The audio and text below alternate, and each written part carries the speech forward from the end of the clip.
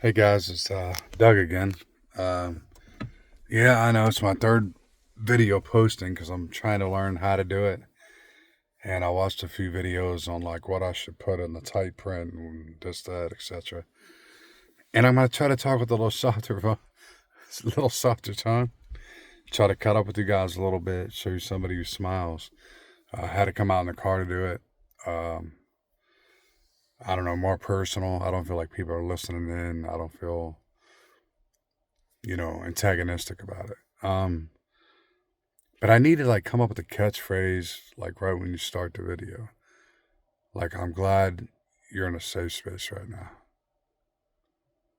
Like I'm glad you reached out to somewhere safe or you're safe. And I should repeat that every, I don't know, 10 sentences. And I didn't realize it till I went back and watched the feeds of what I did, like how to adjust my voice. But the repetitious word of safety is like, man, you're safe, bro. You're safe, chick. You're safe. No matter how bad you feel. Like it's just, I gave some exploits to my past and being constantly checked out by doctors and telling me, yo, man, everything's good. And clearly I wasn't.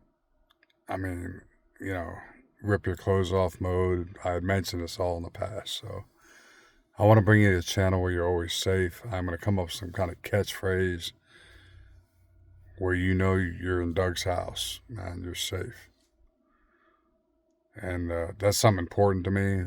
I'll talk about it later. I keep saying that, but I will keep a dialogue on things I, will mention in passing to try to get to the primal message.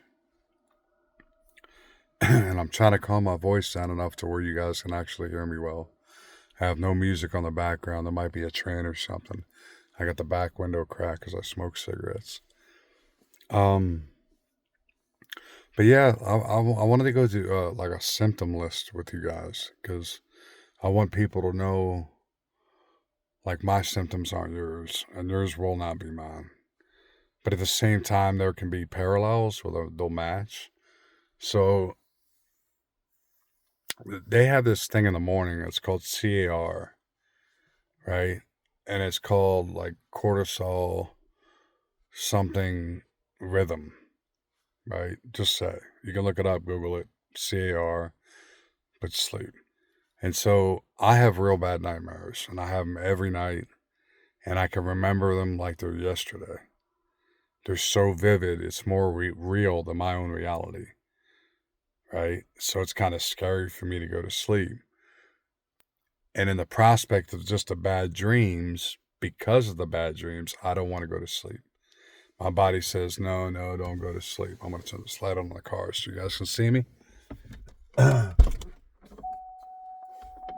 And so, wait for the beeper to go off. I just want to turn the light on so you can see me a little bit. So the CAR prevents me actually from going to sleep because my body's in a fight mode. It's saying that something's wrong, wake up. So it's right before sleep, like right before you're like right there, your body kicks up, you jump up. It takes about 2 minutes to get your breath. They thought it was some kind of sleeping disorder.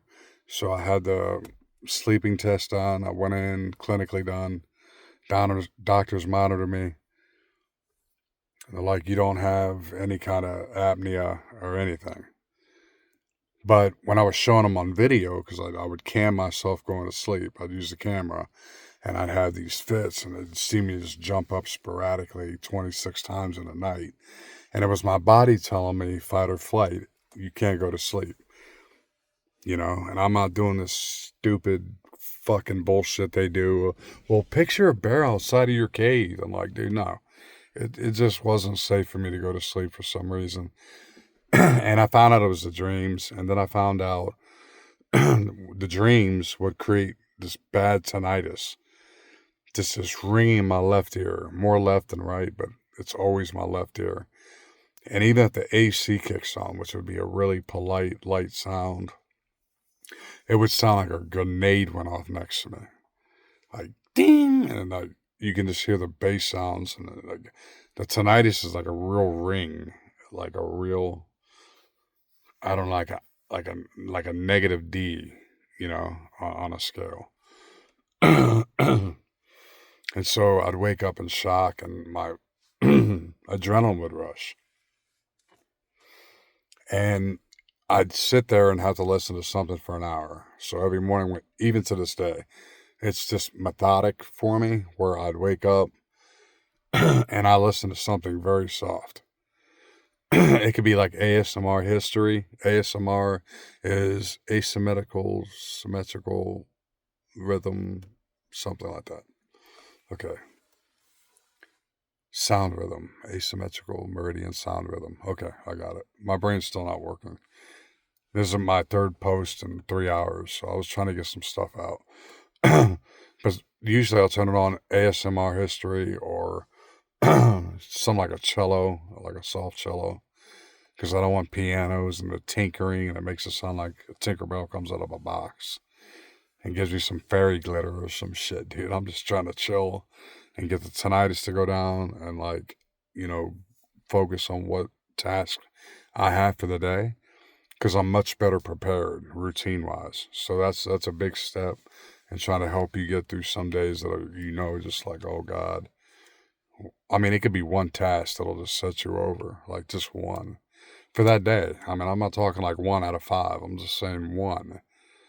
And it will be so overwhelming because you got to do this to get there and do this to do this. I'm like, oh God, I can't do that much. It's too much. You feel like cowering out.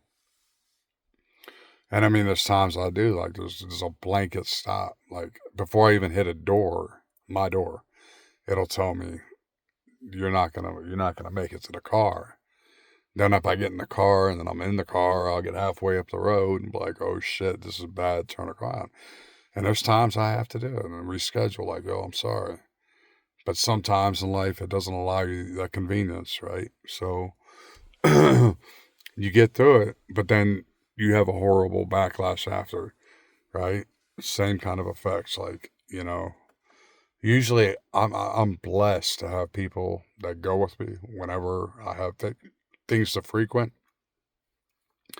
do with frequency, or, frequently, um, that go with me. So, like, I don't go grocery shop. I can't go into a Kroger or a Walmart anymore. I just won't do it. I can get there and I can get them there, and I'll just sit in the car, listen to music, play Sudoku, word terms, crosswords, anything intellectual. I won't sit there and scroll negative crap. I stay off the internet as much as possible, because all you're going to see is this violence and bullshit and politics and crap. So these are some some things I can give you for comfort right now, because you can see it's nighttime now. Yeah. And I'm soon to sleep. Um, and these are things I ponder before going to sleep, is like trying to get all of it out. When I'm in bad experience modes, and, like, again, I told you my panic attacks very long lasting, or at least they feel like they do. There might be not one continuous one, but I do believe I've had 5-hour ones. But they do come in waves where it's nonstop. Like, you don't feel any kind of relief. Like, you actually, oh, it hit me again. You know what I mean? Like some kind of a sports game, before plays, before they snap the hike. You're not getting prepared for the next hit, and you don't get it. So that's me, usually. And there's times that'll keep me up at night. There's times the depression will keep me up at night. And then the dream context might keep me up at night. Like, I'm too scared to go to sleep to face the dreams, because the dreams are too real and vivid and exact.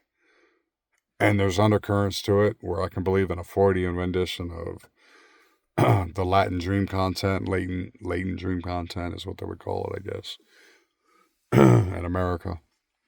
But it's where dreams have signifiers, and they're trying to tell you something. And my two dream contents are always, I'm in a city I don't belong, connected to a city I grew up in, but I'm always looking for my twin brother. And it's always kind of bloody. It's always kind of police involved, guns involved, things involved, weird situations involved. And that can be in a sci-fi whim, but those two narratives stay with me, no matter what dream context I'm in. And the dream contexts are so imbibed in my normal day-to-day, like I'll forget about it for like 3-4 weeks, and I'll have a memory like,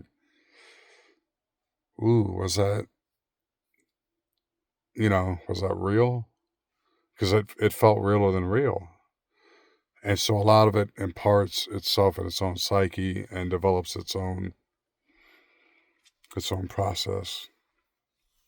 And but yeah, there's a few things I'm going to work on, but I just want to do a third video to test my voice if I'm in a car.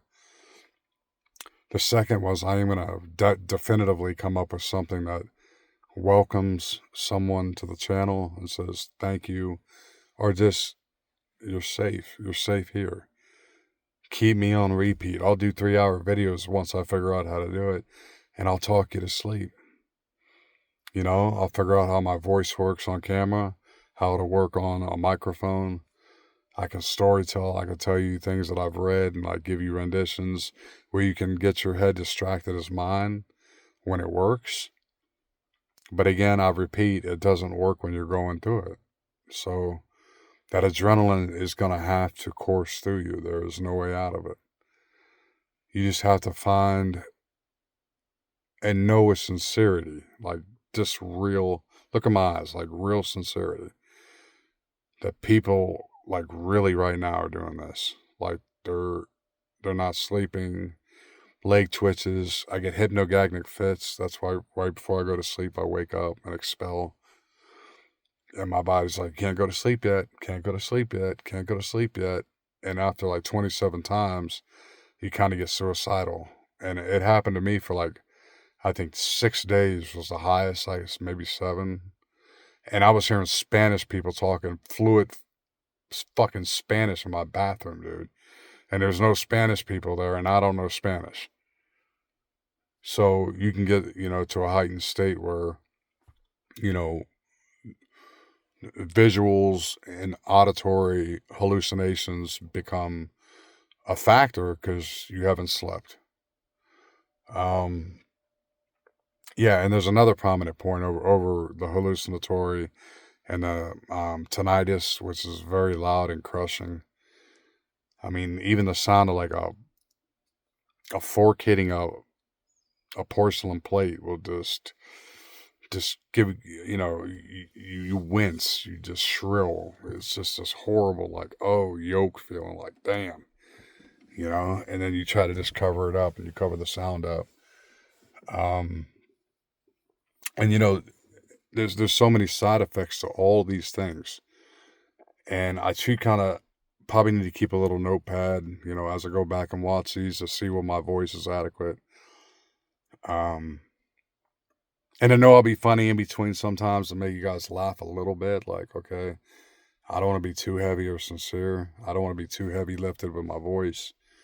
I think it's always to hear somebody that's kind of a little wiser than you in years, not wisdom, but wiser in years, to be able to tell you like, oh, this is completely normal. Your body goes through it. And it's going to have to. But just to know that you will get through it, it's a big safety net. Like when I go get checked for whatever health conditions or health scares, because I'm older, once I hear a doctor say, look, you don't have nothing wrong with you, man. Like, dude, we can't find anything. There's a real sense of relief there for me that, dude, yeah, whatever I'm going through sucks. COVID, flu, just give it some kind of a, analogy, and just say, okay, well, these are the symptoms I'm having. It's a really shitty flu, but I will get through it. I was going to point out a couple other things if I can remember off the top of my head while I got it on. And again, I'm just testing my voice and seeing if I'll even post this. I think I should post it. Like I told you, this is going to be my diary. You can come visit it if you need longer videos, or maybe just me talking history instead of talking things that make you feel a little more tense when the whole point is safety. and comfort and solace and just words people can't give people, you know, hope, those kind of things. I really want to try to expound on this channel to help people. No goal. I'm not ever going to ask anybody for a donation. If I can keep every commercial off this damn face app thing, I don't want anybody to watch commercials. Wanting to hear my voice. I don't know if I pay out of pocket for that or whatever, but, I don't want anything from anybody. But yeah, comments would help. Like your voice sounds like shit. It's grovelly now. I've been on the phone half the day and stuff like that. And I know my voice is deep, so I'll try to change the tenor, or I'll do that through some kind of equalizer of some sort. I don't even know how to work these phones these days. I'm not all right. So, yeah. But there was another point besides the inflictions of nightmares and bad sleep and hearing voices after a certain amount of time. I was going to try to get to. That might help a lot of people. I already talked about the routine base. If you can come up with a very good routine, just give yourself about 4 hours of prep time. Like, seriously, even if you gotta get up early and it sucks, that 4 hours will help you. Even though the crunch time might make it worse, it won't be worse than you waking up an hour before and trying to do something. It's just better up getting up and knowing you got to handle this at 9 and be like, all right, that's going to be this many hours, and all right, I'll do that. But giving yourself plenty of allowance and freedom, to take time for music or whatever you have to do, or just lay there and watch whatever you watch, listen to whatever you want to, your choice. My thing is just try to always stay in a peace of mind where you kind of exclude the outside world until your chores are done, or your endeavors are done, or your errands are done, or your work's done. Like, I'm at a point in my life where I'm not even able to work right now, right? So, and that's very,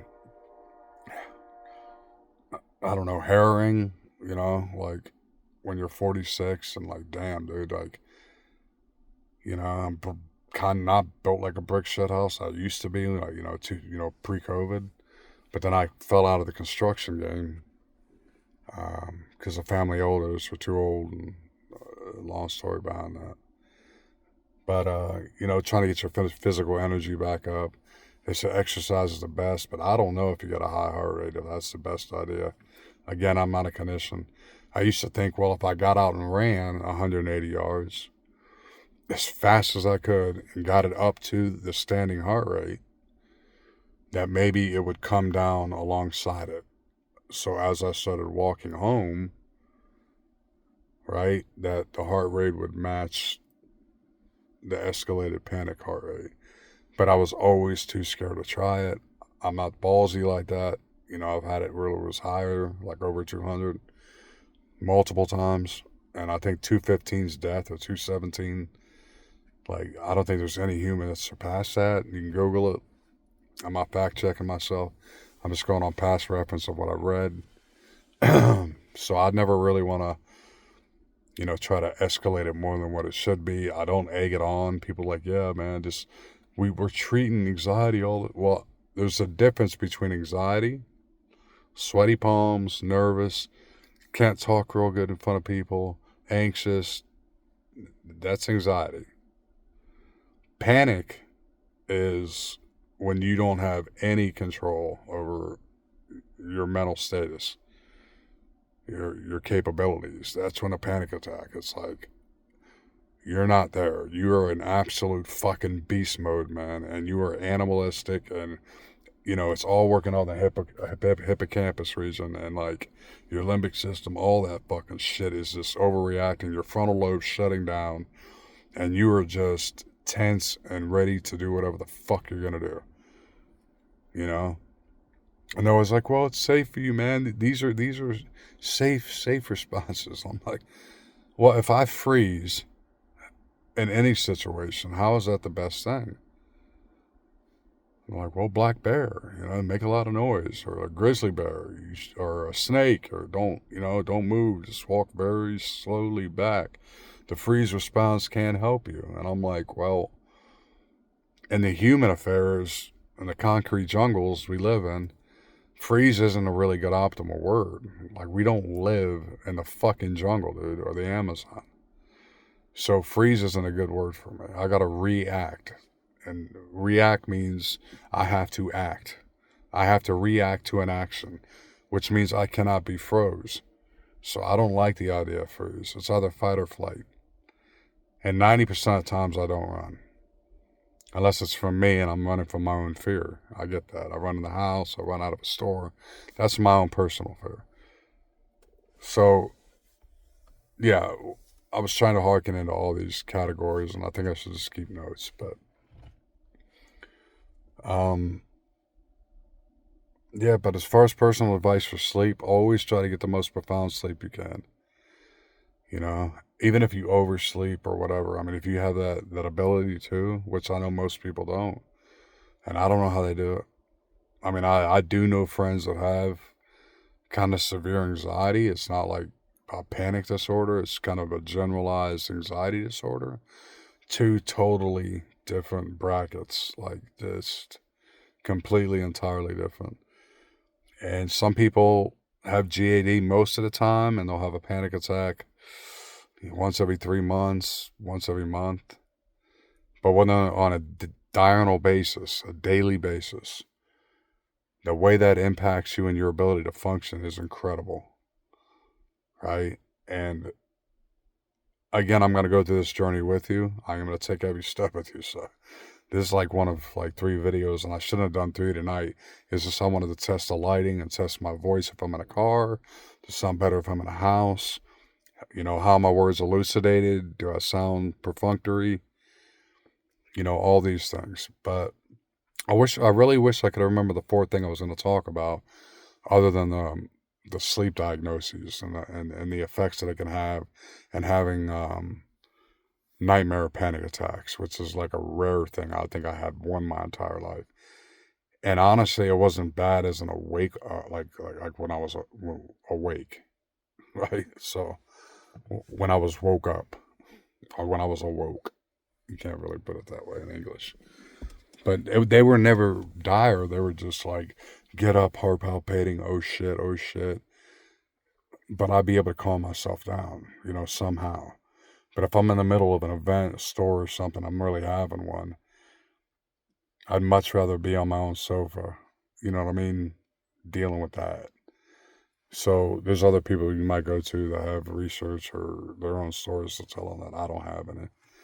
I think I had one. I'm not real sure if it really was. I just know my heart rate was fucking high, and it was from a nightmare. And we talked about that CAR earlier, right? And these things you can look up with sleep studies if you need more info. I'll post it, or figure out how to post on here, or just get more into it about, what happens when you wake up and why it's imperative you try to have a glass of water, even though it's disgusting. You know, but yeah, all in all, I think that's all I can think of. I had one more thing to share with you, but I swear to you, I can't remember it. But I'll get back to you. This is a Dougie channel. Hope everybody's welcome and safe, and just know you'll get through whatever you're going through. Whatever video you have to keep clicking back on, just click on it. I gave you some references in my second video, maybe my first, where there's really good people out there. Tara Brock, Eckhart Tolle, they call him Tolle, Tolle, David Daesh, the crappy childhood fairy. These people are all very, very, very keen on what we suffer. So there's some other channels to follow, just to show you I'm not doing this intentional. I'm sharing other people's programs before mine. But yeah, I think I'm going to do a couple more of these freelance ones to get my vocals right and stuff. And I'm really going to start to really get into the niche of all these finite points of what made me me, and where I'm at, and why I deal with what I deal with, and how I deal with them at certain points in different ways. The avenues could be anything from taking pharmaceutical medicines that they prescribe me to why I would not take those that day and I would just go to a beer or two. Or why I want to drive one day and why I would force myself to another. It just oscillates, right? It just bounces back and forth, dude. It's just like, it just depends on the day and the kind of emotion and impact and ego I feel. Because that's another big thing is identity. When people go through these panic attacks, there's a lot of identity behind that. Like, where am I? Like, who am I? Like, how to... And so, like, a lot of people that don't suffer the panic attacks always have them when a family death occurs or they're in grief or, something sacrificial, their job, or, something really, you know, kind of chronic happens, traumatic happens. They'll have panic attacks, but they'll be able to get through them in 3 weeks because they'll go through the grief processes and all this, the 7 layers of grief. But to normal people like us that have them daily, you just have to pick your battles and be like, yo, I think I can do this. I'm going to do this today, dude. Like, it's going to sting. It's going to hurt, but it's not going to do as bad as yesterday. I might not be in the best of shape to do it the next day. So it's always challenging yourself and then always knowing that you can just go back to your safe spot, man. Whether that's music in your ear, whether that's whatever you got to do, like just get away from people, get fresh air, whether that's just get inside of a building, like your own home that feels good, or whatever it is, or get on the Facebook app and talk to your friends live on FaceFeed. That really helps. Like if you're in a Walmart parking lot and, you're trembling to start the car, call a family member, call a friend and be like, hey, man, and let them distract you with their life business and try to really zone in, even though it's hard to focus because you're doing all kinds of things in your mind and body and the pains and all that crap. There's methods to it, and I'll get into more finite things as I go forward. But again, this third video posting, I'm getting ready to go to sleep, so I was like, well, let me do a nocturnal video really quickly, on how to help people, simmer down. It's usually don't eat food about 2 hours, 3 hours before you go to sleep. If you can take caffeine and sugar out of your diet, that's almost a 50 to 60 to 70%. I'm not going to give you a real definitive number. I'm not a clinician, a dietitian. But it helps immensely getting off the sugar and the caffeine. And that was one of the hardest things I've ever quit in my life, was like having my coffee in the morning was just unbearable. But it made me so much worse. And the kind of replete sugar I need, remember the word replete, full, it helps give you a higher sense of sugar than you'd ever thought you had on the caffeine. It's a much more natural thing. And like, damn, I never knew I had this much energy. And like, I thought I needed the coffee. And like, no, it's because I was in 8 years in college drinking, pot after pot after pot after pot, nonstop, and just got addicted to caffeine. And caffeine's the way I rolled. Like, I can't function with caffeine. Give me some coffee. I can go, But there's a lot more energy just being, more holistic about it. Because half the sugar we take in's corn. And, they call it corn syrup, but it's based on corn. But it's not good for your body. You can't tell the difference between sugar and corn syrup, but it accepts it as such. But it does bodily things to you and to your organs, the way it has to process it, right? So there's a lot more in detail to come later. I hope everybody has just a decent night, man, like even if it's bad, and just try to get a couple hours in, man, and it will abate a little bit, even if you have another wave coming. And I just hope you guys are safe tonight. I'm wishing you the best, man. Dougie out. Love you guys.